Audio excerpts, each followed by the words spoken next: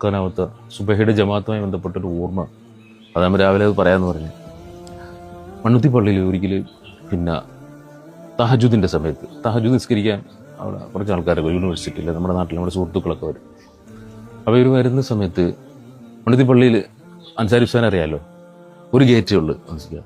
അപ്പോൾ ഈ ഒരു ഗേറ്റിൽ ഒരു ഏഷ്യറിൻ്റെ ലോറി ഒരിക്കൽ ഈ തഹജുദിൻ്റെ സമയത്ത് ബാഗ് എടുത്ത് പാർക്ക് ചെയ്തിരിക്കുന്നു.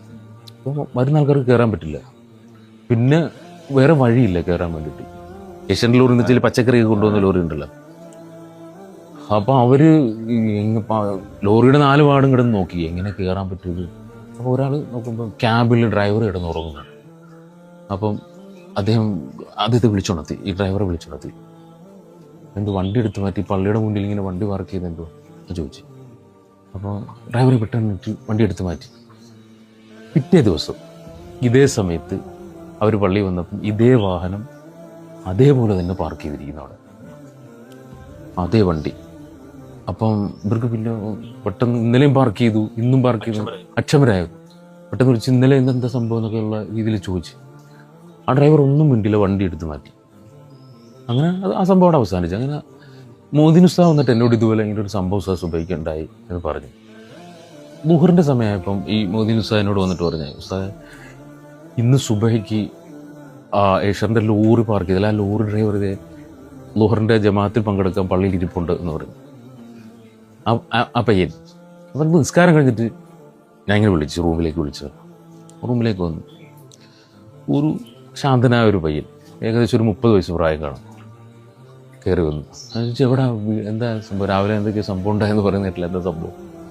അപ്പോൾ ഉസ്താദ് ഞാൻ ഇരുന്നോട്ടെ എന്ന് ചോദിച്ചു റൂമിൽ. അപ്പോൾ ഇരിക്കാൻ പറഞ്ഞു.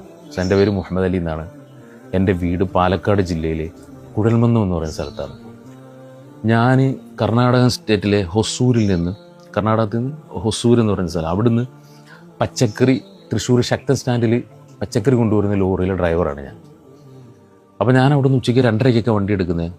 അപ്പോൾ ടൈം ടു ടൈമാണ്, ആ ടൈമിൽ ഇവിടെ എത്തണം. 3:30 ടൈം ആകുമ്പോൾ അർദ്ധരാത്രിയിൽ ഇവിടെ എത്തണം. അപ്പോൾ ടൈമിൽ എത്തിയില്ലെങ്കിൽ ഈ പച്ചക്കറിയുടെ വില ഇടിയാക്കൊരു പ്രശ്നമുണ്ട്. അപ്പം ഈ 3:30 വണ്ടി ഓടിച്ച് ഭയങ്കര ക്ഷീണിതനായി പിന്നെ പോയി കിടന്നുറങ്ങിയാൽ ആന കുത്തിയാൽ പോലും അറിയത്തില്ല ഉസ്താദെ. ഭൂമി കിടന്നുറങ്ങിപ്പം സുബൈക്ക് കിട്ടുന്നില്ല, സുബൈ കള്ളായി പോകുന്നു, ജമാഅത്തിൽ പങ്കെടുക്കാൻ പറ്റുന്നില്ല. അപ്പം ഞാൻ അവനോട് പറഞ്ഞിടാ അതൊക്കെ ഈ പള്ളിയുടെ ഫ്രണ്ടിൽ, മണ്ണുത്തി പള്ളിയുടെ അറിയാലോ, ആ റോഡ് സൈഡിൽ വണ്ടി ഇങ്ങനെ നീളത്തിൽ പാർക്ക് ചെയ്യുക. നീ നീളത്തിൽ പാർക്ക് ചെയ്തുകൂടെ? നീ എന്തിന് ഗേറ്റ് ബ്ലോക്ക് ചെയ്ത് പാർക്ക് ചെയ്തത്? ആൾക്കാർക്ക് ബുദ്ധിമുട്ടാക്കിയത് എന്താ? അപ്പോൾ ഉസ്താദെ ഞാൻ 2-3 ദിവസം അങ്ങനെ പാർക്ക് ചെയ്ത് നോക്കി, പക്ഷേ അപ്പോഴും ഈ പള്ളിയുടെ ബാങ്കുവിളി കേട്ടിട്ട് എനിക്ക് കൊണ്ടുവരാൻ പറ്റുന്നില്ല. ഈ ഗേറ്റ് ബ്ലോക്ക് ചെയ്ത് പാർക്ക് ചെയ്താൽ ഇവർക്ക് കയറാൻ പറ്റാതെ വരുമ്പം അവരെന്നെ വിളിച്ചുണർത്തുമല്ലോ. എനിക്ക് ഭയങ്കര ഫീലിംഗ് ആയി യൂനിസിക്ക. ഞാൻ പിന്നെ പള്ളി കമ്മിറ്റിയായിട്ട് ബന്ധപ്പെട്ട്, മണ്ണുത്തി അറിയാമല്ലോ, അവരൊക്കെ ഇങ്ങനത്തുള്ള കാര്യങ്ങൾക്കൊക്കെ ഭയങ്കരമായി സഹകരിക്കുകയും ബന്ധപ്പെടുകയൊക്കെ ചെയ്യും. അവരുമായിട്ട് ബന്ധപ്പെട്ട് പള്ളിയിൽ കിടത്തി അവനെ. പിന്നെ അവൻ പള്ളിയിലാണ് ഞങ്ങളുടെ കൂടെ ഭക്ഷണം കഴിക്കാനും പോകാനും ഒക്കെ ഭയങ്കര, നമ്മുടെ പള്ളിയിൽ തന്നെ ഒരു നമ്മുടെ കൂടെ ജീവിക്കുന്ന ഒരാളായി മാറിയത്.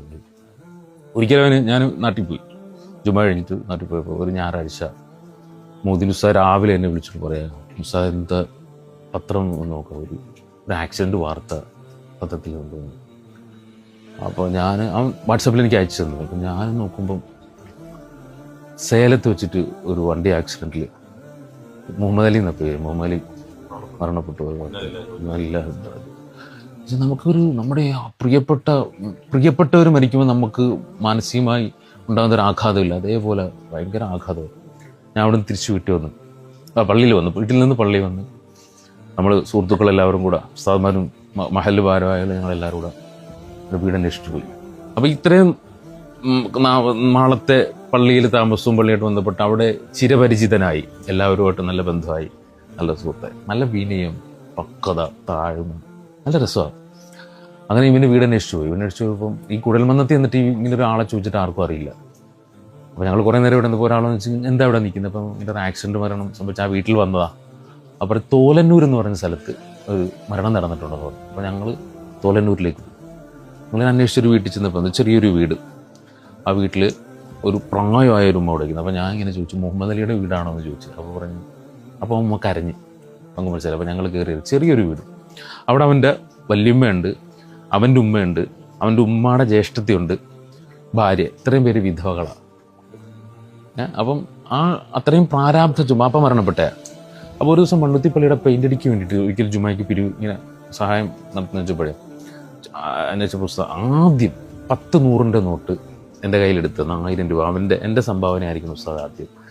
അപ്പം ഞാൻ അന്നേരം വിചാരിച്ചേ ഇവന് അത്യാവശ്യം സാമ്പത്തിക ഭദ്രതയുള്ള വീട്ടിലെ ആയിരിക്കുമെന്ന്. പക്ഷേ അവൻ്റെ ജീവിത പ്രാരാബ്ദങ്ങൾക്കിടയിലൂടെ അവൻ ഓടുമ്പോൾ